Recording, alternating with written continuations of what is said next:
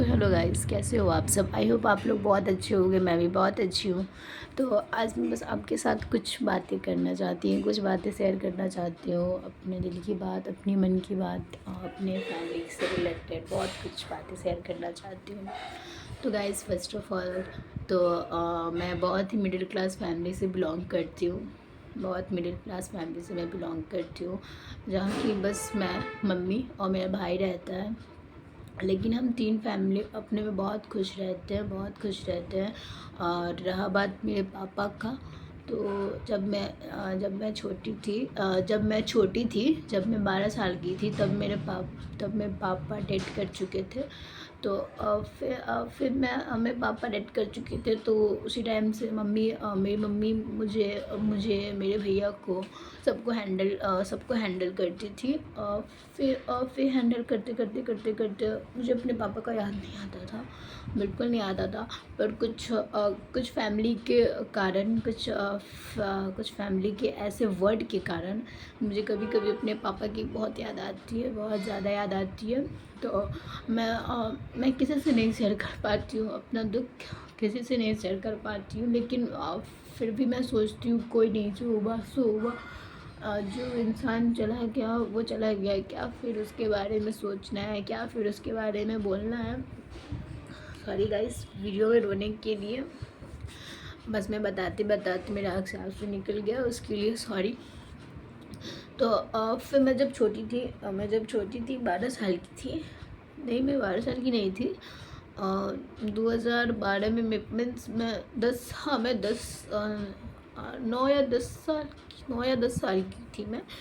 तो उसी टाइम मेरे पापा डेथ कर गए थे, मुझे छोड़ के चले गए थे। तो फिर मुझे उसके बाद उनकी एकदम याद नहीं आती थी, मुझे नहीं याद आती थी। मैं बहुत मतलब खेलती थी, कूदती थी, मुझे कभी याद नहीं आती थी पापा की। पर मुझे पता नहीं क्यों अब बहुत ज़्यादा याद आती है पापा की।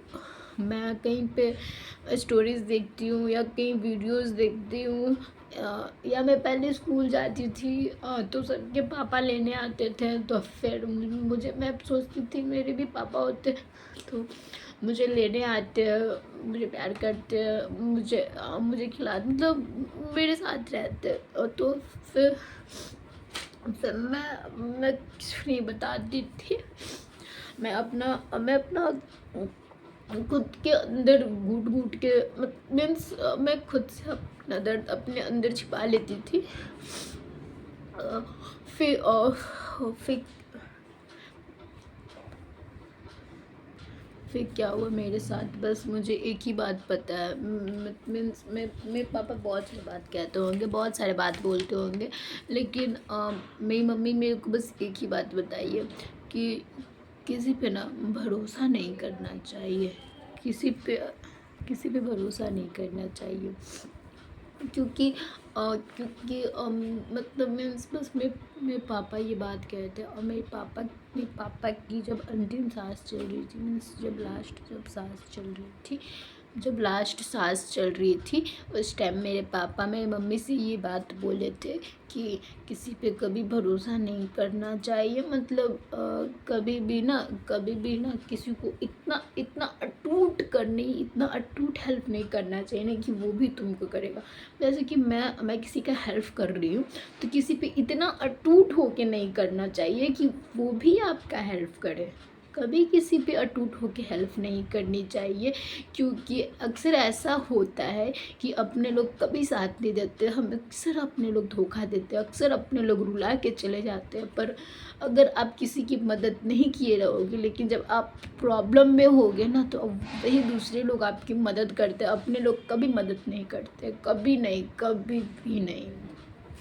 तो बस मैं बस यही कहना चाहूँगी कि don't believe anyone that you can believe anyone that person you broke it. अगर आप किसी पे भी भरोसा करते हो ना, तो निश्चिंत है कि आपको वो इंसान तोड़ेगा।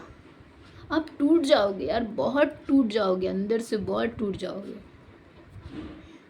क्योंकि ये बात मुझे नहीं पता थी। ये बात मैं सबके साथ फ्रेंडली रहती हूँ, सब पे भरोसा करती हूँ, सबसे मतलब मैं सबसे बोलती हूँ।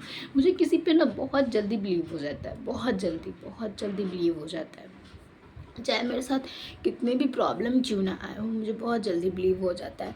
तो फिर वही मुझे कल मम्मी बता रही थी कि मतलब ऐसा मतलब जो मैं पापा बताए थे लास्ट वर्ड स्टेज में, लास्ट अपने जब उनका लास्ट सांस चल रहा था, उनका जब लास्ट स्टेज था, तब वो बोल रहे थे कि कभी भी किसी पे भरोसा नहीं करना चाहिए, कभी भी किसी को उतना नहीं ना करना चाहिए कि आप ये सोचिए कि वो इंसान भी मुझे करेगा।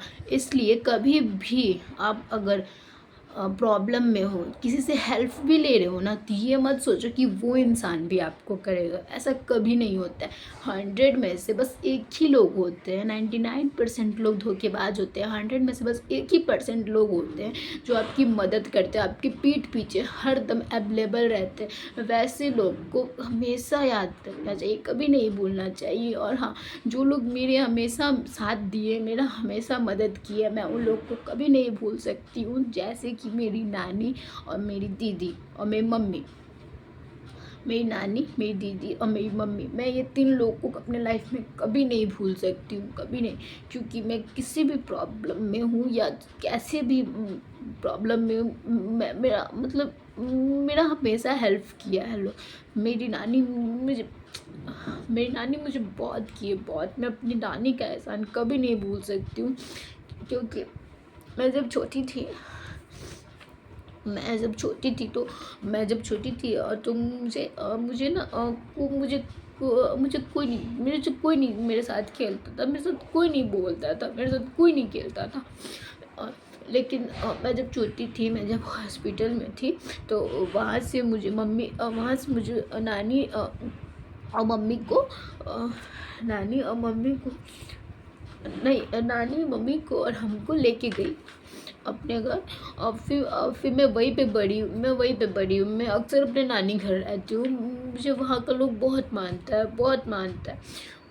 फिर मैं वहीं पे बड़ी हुई। मुझे कोई नहीं पूछता, तो वो नहीं होता है मतलब घेरना टाइप का, वैसे सब लोग मेरे साथ बिहेव करते थे छोटे में। मुझे जहाँ तक मेरी मम्मी अभी बताती है, मुझे वैसा बिहेव करते थे सब लोग। और फिर मेरी नानी मुझे पाली पोसी बड़ी की। फिर मैं जब अभी भी स्कूल जाती थी, तो मैं अभी 10th पास आउट हूँ। तो मैं जब स्कूल जाती थी, तो मेरी नानी भी बहुत हेल्प की है मुझे पढ़ाने में, और मेरी मम्मी बहुत हेल्प की है मुझे पढ़ाने में। तो मैं कभी नहीं भूल सकती हूँ अपनी नानी और मम्मी को, क्योंकि वो लोग मुझे बहुत किया है, बहुत ज़्यादा। तो फिर मैं अपनी सारी प्राइवेसी आप लोग के साथ नहीं शेयर कर सकती हूँ, बिकॉज़ सारी फैमिली की सारी बात बताना मुझे सही नहीं लगता है, बस मैं इसलिए नहीं बता सकती हूँ। और सॉरी गाइस, बहुत सॉरी वीडियो में रोने के लिए, बहुत सॉरी। ठीक है, तब अब मैं चलती हूँ। बाय बाय, गुड नाइट, जय श्री राम।